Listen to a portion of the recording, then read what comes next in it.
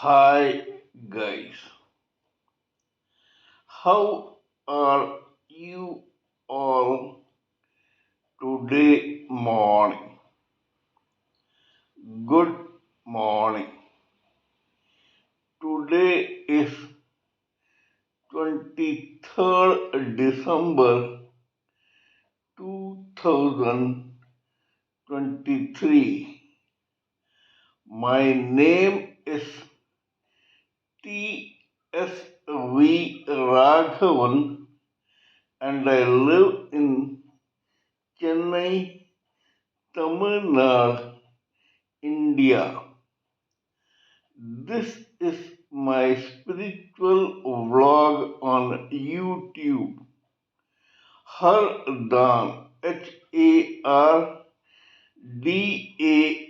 HARDAN, Haribol, TSV Nectar, NECTAR, Nectar. In this particular vlog, in all my previous videos, we have been trying to discuss and analyze in detail topics pertaining to our study of spiritual books, scriptures, contemplation on the material universe, and meditation on the spiritual universe. This particular video in this vlog is no exception to that rule. In fact, it is a mere continuation of all that we have been trying to do in all my previous videos. Kindly subscribe to this vlog and press the bell icon so that I may keep reminding you of all my previous, present, and future videos. So let us continue with the topic of discussion for today's video. In the past few videos, we have been trying to discuss about one very important term that plays a perennial role in the psyche and life of every human living entity, whether male or female, in a lifetime in this society.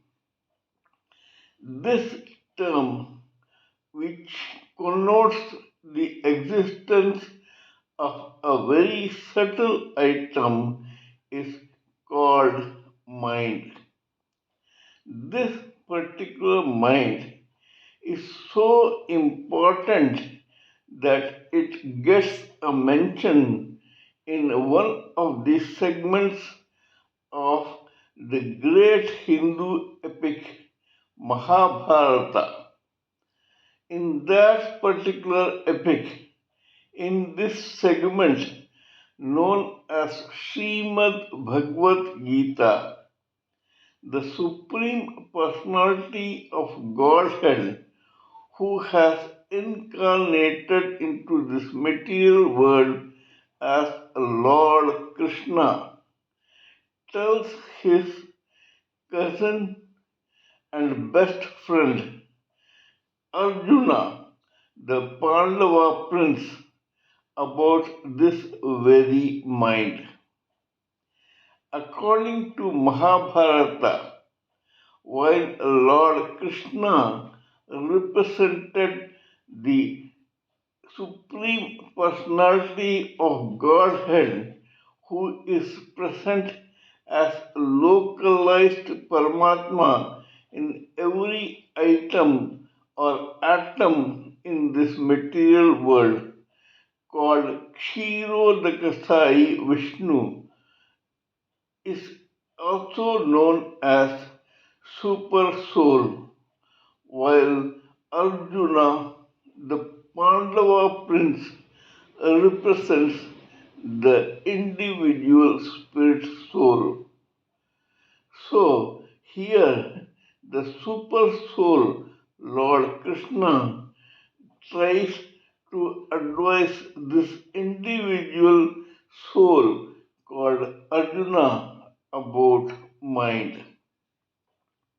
According to Lord Krishna, this individual spirit soul is a passenger in an individual chariot called living entity. Jeev Atma, it is known as in Sanskrit. Jeev Atma is the chariot in whose passenger seat this individual soul is sitting as a passenger. This chariot is driven by 5 white horses who are influenced by 5 different senses emanating out of the etheric body of senses of that particular living entity. These 5 senses are known as sight, hearing, smell, taste, and touch.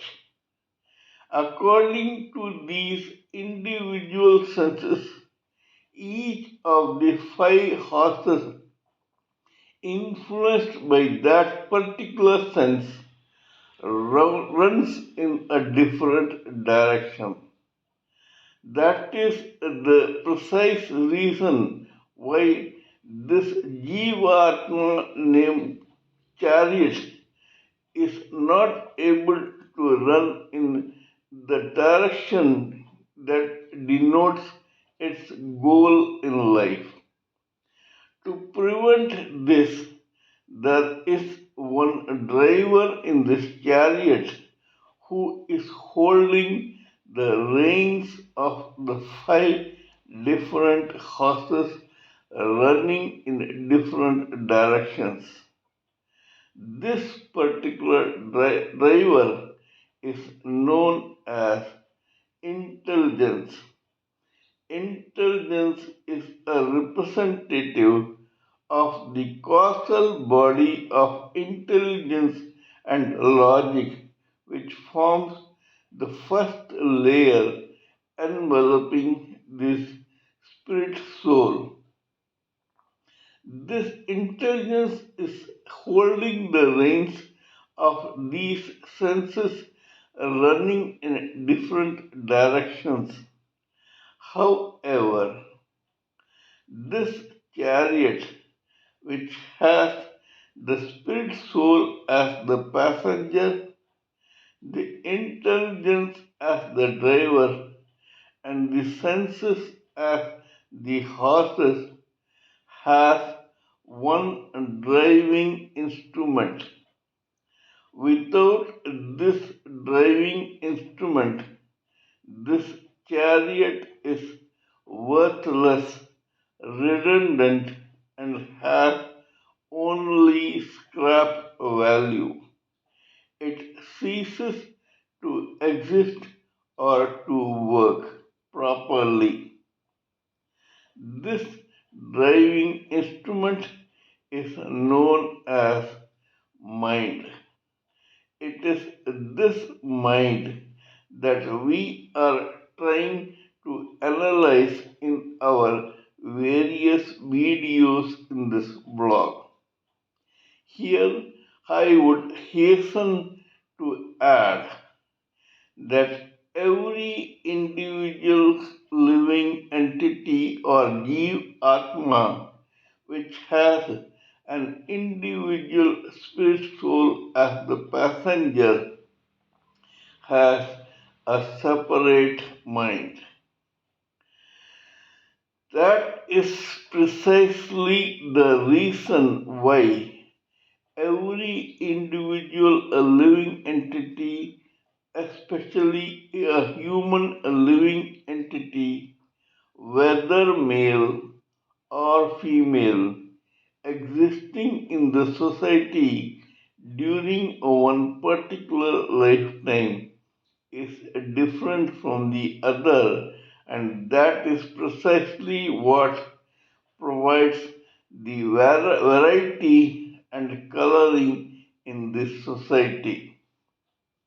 In other words, every Jeev Atma or a living entity runs into this lifetime in this material world according to his or her destiny, karma, prarabdha karma, birth, surrounding, circumstances, peer pressures, cerebral evolvement, education, experience, maturity, taste, preferences, whims, and fantasies. That is precisely the reason why we have male living entities, female living entities, infants, babies, children, adolescents, adults, middle aged people, old people, and the like. Similarly, we have ordinary living entities, negative intention type of living entities, and positively spiritual and business minded living entities. In this society, there are major three varieties of Jeev Atma or living entities. 75% of living entities in this society during a lifetime in the material world belong to the mundane, zombie like characters among living entities, whether they are male or female. They roam around in the society in a trance, hopefully thinking that this life is responsible to make their own experience in this material world a very good experience. In this process, every average living entity belonging to this 75% category goes through several experiences of happiness, distress, sorrow, joy, laughter, tears, etc., without having any control over what is happening to him or her. These people are in the vegetative state where they sincerely believe that the only contribution that they can make into this material world is to bring forth other living entities as offsprings in this society in that particular lifetime. Now remain the other 25%. Of these 25% of living entities in this society, 20% are those who are not mundane but are attracted or who gravitate towards the dark negative forces existing in this material world. These negative forces multiplied in number, incidence, and energy thanks to other living entities of the same kind who have been existing in this world for times immemorial.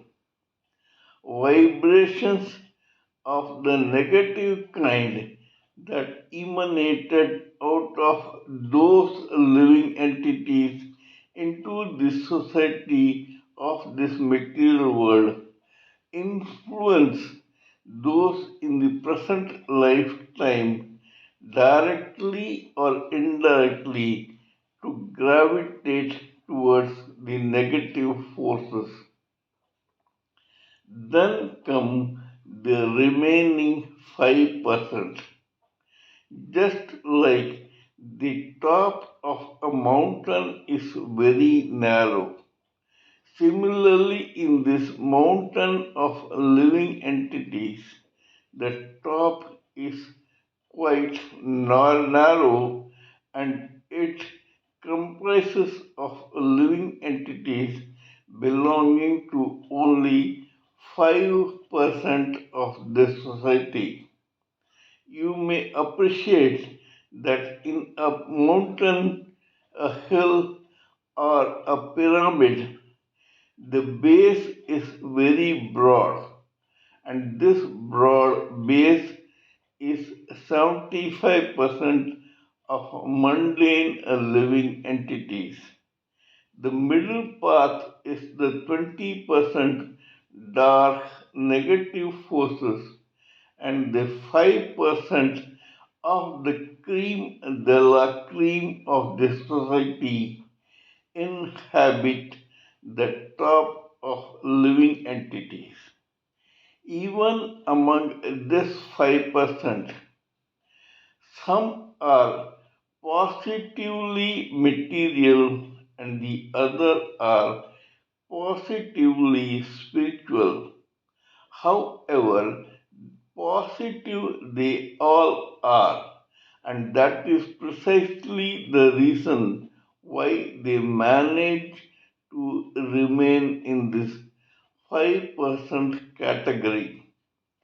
As the English proverb goes, it is lonely at the top.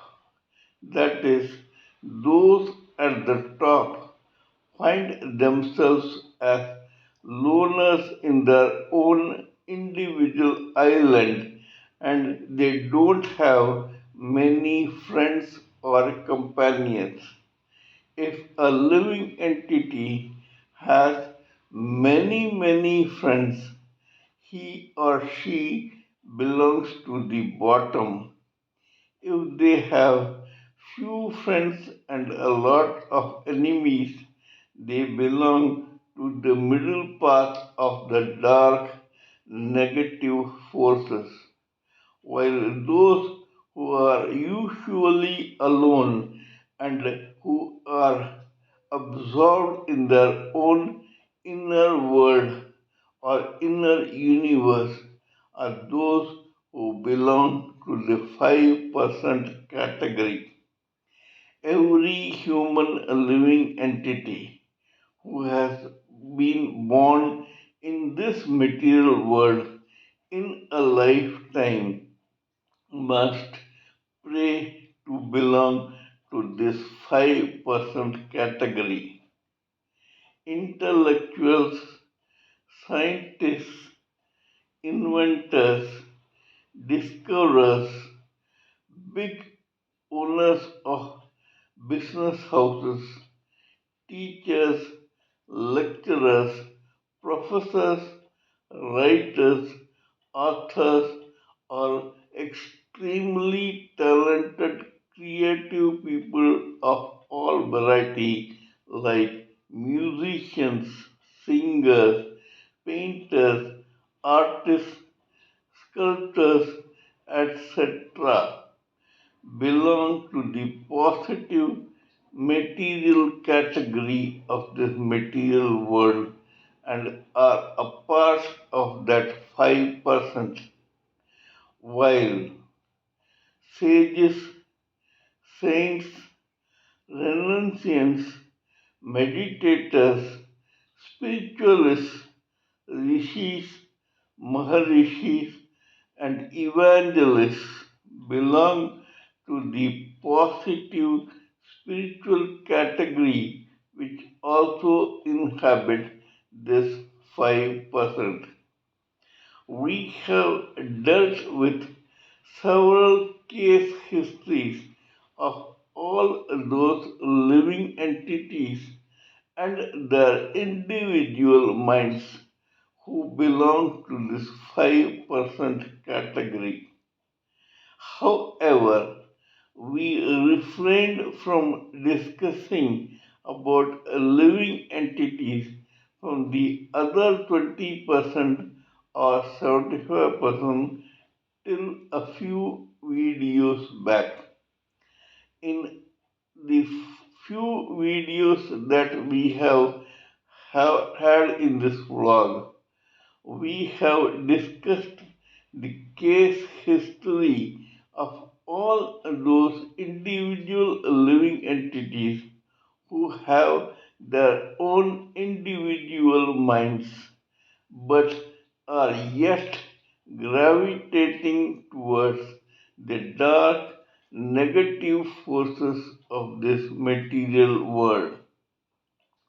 In that process, we discussed about several underworld characters from New York or New Jersey in the United States of America who existed, thrived, and prospered in the first decade of this 20th century and who came up leaps and bounds in the 1930s, 40s, 50s, etc. We talked about one guy called Abner or Abe Longy Zulman, the other called Anthony Strollo alias Tony Bender, about Lucky Luciano, Meyer Lansky, Frank Costello, Vito Genovese, and Joseph Valachi. We also talked about Joseph Joe the Boss Masseria, Gaetano Tom Reina, Salvatore Maranzano, Joseph Profaci, Joseph Bernardo, Vincent Mangano, Tom Gagliano, Magliocco, and Joseph Pinzolo in this process. We know now that a serious gang war erupted between Joseph Masseria of Palermo, Italy, and Salvatore Maranzano of Castellammare del Golfo of Italy, who came to blows in the 30s of the 20th century in this United States of America's two cities, namely New York and New Jersey. Here, I would like to take one detour to explain how the mind of someone who worships the negative forces of this material world works. There was one mobster called Vito Genovese who belonged to the Lucky Luciano crime family in Cosa Nostra or Mafia in New York. This particular guy became a widower at the age of 27. In other words, his first wife passed away when he was just 27. One day, during his own family gathering, he spotted one very pretty and beautiful girl called Anna Petrillo Vernotico. This girl was a distant cousin of Vito Genovese. Vito Genovese was lustful and infatuated and started liking this Anna Petrillo Vernotico. He wanted her for himself and for his keeps at any cost. He wanted to marry her. However, there was a singer in this process.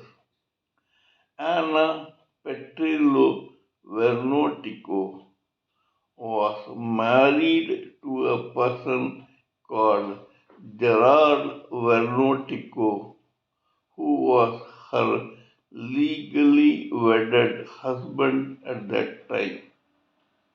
Vito Genovese was a criminal, a gangster, a mobster, and someone who worshipped the negative forces of this material world. Just to have this girl as his own wife, he arranged for two professional murderers and killers of his ilk to go and strangle Gerard Vernotico to death. While these guys went to the terrace of Gerard Vernotico and tried to strangle him, one another onlooker, an innocent resident of a nearby building, saw all this through a window. These killers, to stop having any witness to their negative deeds, went and killed that witness also for safety of their own.